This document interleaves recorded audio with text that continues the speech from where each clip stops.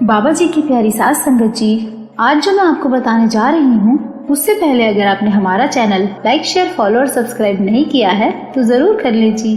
साथ में bell icon भी जरूर प्रेस करें जी, जिससे आपको बाबा जी की प्यारी प्यारी बातें पता चल सके। वो कहते हैं ना, मेरी हर सुबह तेरी मर्जी से हो मेरे सतगुरु, क्योंकि एक तू ही तो है जो दिन भर मुझे अपनी पनाह में रखता है। सास संगत जी, आज जो मैं आपको बताने जा रही हूँ वो सुनकर आपको अगर जरा सा भी विश्वास कम है अपने सद्गुरु पर, तो आज ये वाक्य सुनकर आप सोचने पर मजबूर हो जाएंगे कि जब हमारे प्यारे बाबा जी की मेहर हो जाए तो कायनात कैसे पलट जाती है और सबको हैरान कर देती है। साथ संगत जी, ऐसी ही एक सच्ची हैरान कर देने वाली घटना का जिक्र आया है। यह घटना अमेरिका के डॉक्टर मार्क की आप बीती है, तो बड़े ही ध्यान से सुनना। इन डॉक्टर ने कैंसर के ऊपर इतनी गहरी रिसर्च की कि बच्चों का एक कैंसर जो कि लाइलाज होता था, तब इस डॉक्टर ने कई साल एक तरह से सारा जीवन लगा दिया रिसर्च करने में कि आखिरकार वो सफल ही हो गया उस कैंसर का इलाज निकालने में। पर वो डॉक्टर पूरा नास्तिक था, उसको परमात्मा पर बिल्कुल विश्वास नहीं था। उसका मानना था कि भगवान कुछ होता ही नहीं, इंसान जो करता है अपनी मेहनत से करता है। दिन रात और कई साल की मेहनत के बाद उस कैंसर का इलाज ढूंढ लिया, और जब ये इलाज ढूंढ लिया तो उस डॉक्टर का नाम होने लगा। अब जब डॉक्टर का बहुत नाम हो गया तो अमीर लोग उसके पास अपने बच्चे के इलाज के लिए आने लगे। अमीर लोग इसलिए आते थे क्योंकि इस डॉक्टर की फीस बहुत ज्यादा थी। नास्तिक डॉक्टर था, नास्तिकों को भगवान का कोई डर होता नहीं। अब वो डॉक्टर गरीबों की तरफ देखता भी नहीं था, ज्यादा फीस देने वाले अमीरों का ही इलाज करता था और ज्यादा फीस मांगता था। अब इसी को पता था इस कैंसर का इलाज कैसे करना है। जब अमीरों के बच्चे इसके इलाज से ठीक होते जा रहे थे तो इस डॉक्टर का नाम सरकार तक पहुंचा। तो अब सरकार ने राष्ट्रपति के हाथों अवार्ड देने का फैसला लिया। अब ये डॉक्टर इतना खुश कि अब इसको अवार्ड मिलने वाला था, इसीलिए बहुत खुश था। अब जब अवार्ड मिलने की तारीख नजदीक आई तो फ्लाइट पकड़ी। जब फ्लाइट पकड़ी तो फ्लाइट को इंजन के खराब होने के कारण इमरजेंसी लैंडिंग करनी पड़ी। साथ संगत जी, यहाँ देखो घटना क्या मोड़ लेती है। सुनकर बड़ा विश्वास सा जाग जाएगा कि भगवान कैसे मदद करता है सबकी। अब जब फ्लाइट ने इमरजेंसी लैंडिंग छोटे से एयरपोर्ट पर की तो इस डॉक्टर ने वहाँ के एयरपोर्ट अथॉरिटी से जाकर पूछा कि दूसरी फ्लाइट कितने बजे की है। तो एयरपोर्ट अथॉरिटी ने बताया कि फ्लाइट तो अब 10 घंटे बाद की है। तो वो डॉक्टर बोला कि मुझे तो किसी भी तरह 2 घंटे में यहाँ पहुँचना है। तो एयरपोर्ट अथॉरिटी ने बताया यहाँ से थोड़ी देर का रास्ता है, बाहर टैक्सी मिलती है, ड्राइवर नहीं मिलता, इसीलिए आपको खुद ही गाड़ी चलाकर जाना होगा। तो डॉक्टर ने यही किया, गाड़ी लेकर खुद ही ड्राइव करके चल पड़ा। मौसम इतना प्यारा था कि गाड़ी चलाते हुए जब वो डॉक्टर जंगल के रास्ते गुजर रहा था तो अचानक मौसम खराब हो गया, और इतना खराब हो गया कि हेडलाइट के आगे दिखना बंद हो गया कि आगे का रास्ता किधर जा रहा है। अब जंगल का रास्ता है, वो डॉक्टर पूरी तरह रास्ता भटक गया था। 2 घंटे का रास्ता था, इतना खराब मौसम और जंगल में भटक भटक कर अवार्ड को तो वो भूल ही गया था। अब डॉक्टर को तेज भूख लगी थी, सुबह का निकला हुआ था, आधी रात हो गई, ना कुछ खाया ना पिया, गाड़ी का पेट्रोल भी खत्म होने को आ गया था। अब तो डॉक्टर को लगा कोई घर मिल जाए, कहीं चाय मिल जाए या कोई फोन करने के लिए जगह मिल जाए। वहाँ नेटवर्क भी नहीं आ रहे थे, पर अचानक से कुछ दूर पर एक लाइट जलती दिखाई दी तो डॉक्टर उस तरफ चल पड़ा। देखा एक छोटी सी झोपड़ी थी, वहीं गाड़ी खड़ी की और डॉक्टर ने उस झोपड़ी का दरवाजा खटखटाया। तो एक औरत ने दरवाजा खोला। तो डॉक्टर मार्क उसको पूछता है कि मैं रास्ता भटक गया हूँ, एक फोन करना था। तो उस औरत ने कहा, हमारे घर कोई फोन नहीं है, पर आप अंदर आ जाइए, बहुत थके हुए लगते हैं, बाहर बरसात हो रही है, जब तक मौसम खराब है आप बैठो, मैं आपके लिए कुछ चाय नाश्ता लाती हूँ, जब बरसात रुक जाए तो आप चले जाना।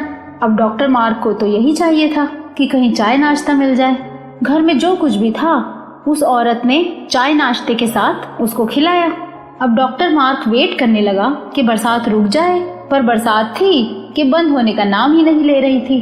अब शाम हो गई। इंतजार करते करते अब वो औरत उस डॉक्टर के पास आके कहती है कि मेरी प्रार्थना का समय हो गया है, आप भी मेरे साथ प्रार्थना कर लो। तो डॉक्टर मार्क बोला, प्रार्थना सुनता कौन है? और डॉक्टर फिर बोला, क्यों अपना समय व्यर्थ में गवा रही हो? कोई भगवान नहीं होता, अपनी मेहनत ही होती है सब कुछ। फिर डॉक्टर उस औरत से सवाल करता है कि क्या आज तक तुम्हारी कोई प्रार्थना भगवान ने सुनी है? तो वो औरत बोली, आपको प्रार्थना नहीं करनी तो कोई बात नहीं, पर ऐसी बातें मेरे भगवान के बारे में मत बोलो। तो डॉक्टर उसको कहता है, मैं तुम्हें नहीं रोकता, तुम प्रार्थना कर लो, पर मैं नहीं करूँगा, मैं यहीं बैठा हूँ। तो वो डॉक्टर बाहर बैठक में बैठ जाता है और वो औरत अंदर जाकर प्रार्थना करती है। तो वो डॉक्टर वहीं से देखता है कि वो औरत प्रार्थना करते करते रो पड़ी, काफी देर तक रोती रही और फिर बाहर आ गई।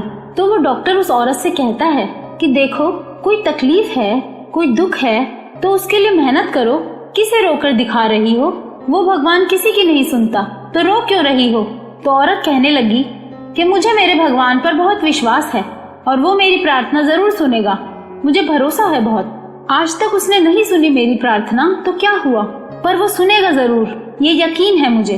तो डॉक्टर मार्क कहता है, चलो ठीक है, मुझे बताओ अपना दुख, क्या पता मैं तुम्हारी कुछ मदद कर सकूं। साथ संगत जी, जो बात उस औरत ने कही, उस बात ने उसी वक्त डॉक्टर मार्क का जीवन बदल दिया। ध्यान से सुनना क्या कहा उस औरत ने।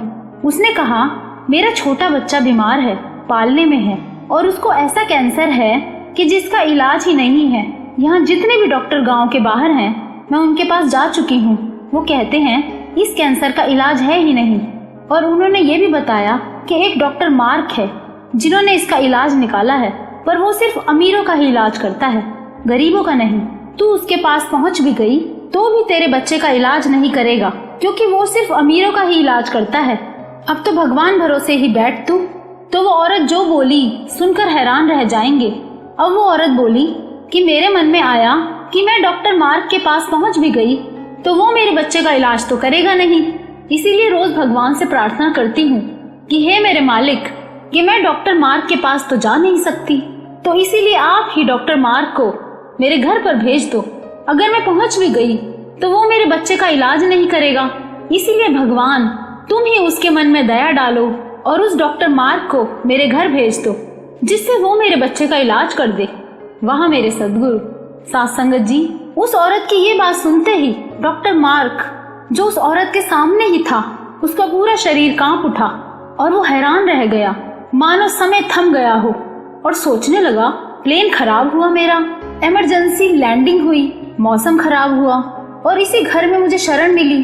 अगर भगवान नहीं है तो ये सब भी नहीं होता। डॉक्टर सोचता है, उस औरत का इतना अटूट विश्वास कि उसकी प्रार्थना ने मुझे कहां से कहां उस औरत के घर लाकर खड़ा कर दिया। अब उस औरत को वो डॉक्टर बोला कि मैं ही डॉक्टर मार्क हूँ और तुम्हारे भगवान ने ही मुझे यहाँ भेजा है। और ये बात सुनकर उस औरत की आंखों से शुक्र वाले आंसू बहते जा रहे थे। डॉक्टर मार्क ने बोला, क्योंकि भगवान ने मुझे यहाँ भेजा है तो तेरा बेटा जरूर ठीक होगा, और आज से मैं प्रण करता हूँ कि पहले गरीबों का इलाज करूंगा, फिर बाद में धनवानों का इलाज करूंगा। वहाँ मेरे सद्गुरु।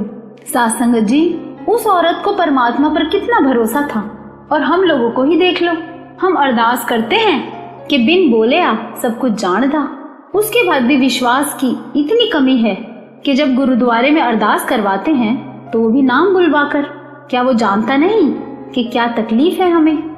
उसको तो पल पल की खबर है। तब भी इंसान खुद को ही सब कुछ समझता है। पता नहीं इंसान ऐसे कैसे सोच लेता है कि भगवान होता ही नहीं। आप खुद ही सोचो, हम कुछ भी काम करते हैं जो हमारा खुद का होता है, जैसे हमारी अपनी क्रिएटिविटी, तो हम उसको अपना बताते हैं कि हमने बनाई है।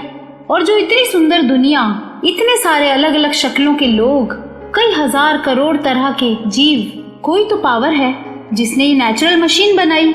नेचुरल मशीन ये चलता फिरता इंसान ही तो है। अब देखो, दिल अपने आप धड़के जा रहा है बिना रुके, सांसें चलती जा रही हैं बिना लड़खड़ाए। कोई तो पावर है ना, कोई तो शक्ति है जो ख्याल रखती है इस नेचुरल मशीन का। हमें अगर किसी डिपार्टमेंट का मैनेजर बना दिया जाए तो मुश्किल से 8 घंटे में एक ही डिपार्टमेंट संभाल पाते हैं, लेकिन उस पावर का किसी को एहसास तक नहीं। वो परमात्मा जो 24 घंटे हजारों करोड़ों तरह के जीवों का ख्याल रखने से चूकता नहीं है, एक चींटी तक को भूखा नहीं रखता, वो ताकत, वो पावर, वो भगवान की करनी में कहीं कोई गलती दिखती है क्या? इतने हजारों सालों से इंसान की 2 आंखें, 1 नाक, 2 कान, सब कुछ वैसा का वैसा, कुछ नहीं बदला। क्यों? क्योंकि कोई गलती नहीं है और इंसान का बनाया एक फोन भी साल भर से ज्यादा नहीं चलता। नया अपडेटेड फोन लेना ही पड़ता है। तब भी इंसान खुद को ही सब कुछ समझता है। इंसान को अपना ये तक नहीं पता कि कल वो जिंदा रहेगा भी या नहीं, तब भी इतराता है कि जो हो रहा है हम कर रहे हैं। तो बाबा जी की प्यारी साथ संगत जी, अगर आपको ये वीडियो अच्छा लगा हो तो लाइक जरूर करना जी, और इस वीडियो को ज्यादा से ज्यादा शेयर करना, जिससे बाबा जी की प्यारी संगत तक ये बाबा जी की प्यारी प्यारी बातें पहुंच सकें। और इस चैनल को सब्सक्राइब भी जरूर करना जी।